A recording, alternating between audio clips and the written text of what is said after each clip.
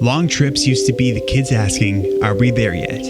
Hopefully some of those comments will be a thing in the past. Let's review some of the key features.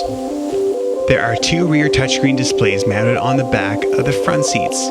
The home screen shows a carousel of various apps.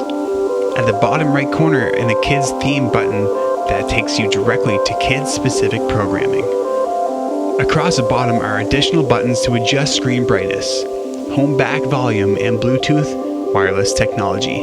On the side of the unit, there is an HDMI port, a headphone jack, and a USB port, which allows you to play audio and video files. The system also allows you to mirror your iPhone or Android. It even has an onboard user guide. Certain content available through the touchscreen displays requires a Wi-Fi connection or portable hotspot. While there are 2 touchscreen displays, each can operate independently of the other. Or you can use a touch sharing feature which connects the left and right screens so they display the same content. For additional information on the Rear Seat Entertainment System, please refer to the Rear Seat Entertainment System Quicker Reference Guide.